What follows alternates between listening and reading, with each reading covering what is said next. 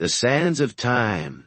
They bury empires, reshape landscapes, and whisper tales of forgotten power. Today, we are not looking to Rome, Greece, or Egypt, or even Babylon. Today, we journey to a land often shrouded in shadow, to a people whose name echoes with both terror and incredible ingenuity, the Assyrians. For centuries, their kingdom spread across the heart of the ancient Near East, from the fertile plains of Mesopotamia to the mountains of Anatolia and the Levant. But who were these people, these masters of siege warfare and magnificent palaces, and what secrets does their legacy hold? We are about to find out. Our story begins not with a bang, but with a slow, steady burn. Long before they were conquerors, the Assyrians were a people rooted in the city of Ashur, a trading hub nestled on the banks of the Tigris River.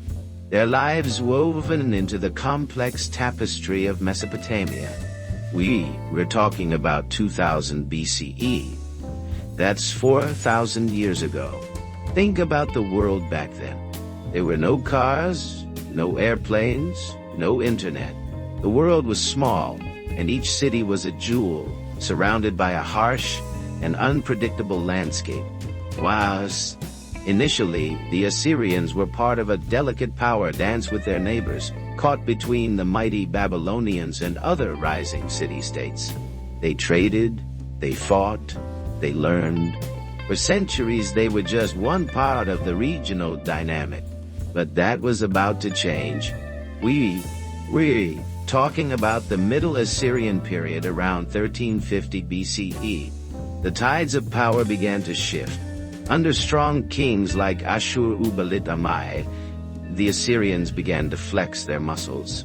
Their armies became more disciplined, their strategies more refined, and their ambition, well, it grew significantly.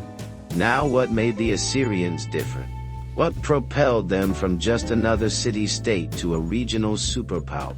First, they were masters of logistics. Forget romanticized battles. War is about organization. The Assyrians built roads, established supply lines, and developed effective communication systems that allowed their armies to move quickly and decisively. Second, their weapons and military innovations were revolutionary for their time. Think iron weapons, siege engines, and a terrifyingly efficient military machine. They pioneered the use of siege warfare with battering rams and earthworks. And then there was the sheer will to dominate. This was not just about defense, but about expansion, tribute, and maintaining absolute control. This military might was backed by incredible bureaucratic skills. They kept meticulous records, tracked resources, and administered their vast empire with astonishing efficiency. There were governors, tax collectors, and a sophisticated system of law and order. This was not just brute force, it was organized power. The Assyrian kings were the linchpin of this system. Names like Tiglath-Pileser III, Sargon II, Sennacherib, and Ashurbanipal are etched in history, not just as conquerors, but as builders of great cities. Under their rule, the Assyrian Empire reached its zenith. Think of Nineveh, their majestic capital. It was a city of stunning architecture, magnificent palaces, vast libraries filled with cuneiform tablets, and elaborate gardens. Imagine the grandeur, wealth, and scale of it all. This brings us to a difficult aspect of their history: the Assyrian reputation for brutality. Their military campaigns were marked by mass deportations, public displays of punishment, and horrific violence. Their aim was not just to conquer, but to instill fear, to control their diverse population through intimidation. Why? For the Assyrians, order was everything. Dissent, rebellion. These were threats that were quickly and violently suppressed. Their aim was to maintain control by any means necessary. They were not conquerors who played nice. They were conquerors who intended to remain in control. The ancient world, as we can see, had many complexities and harsh realities. But even powerful empires eventually crumbled.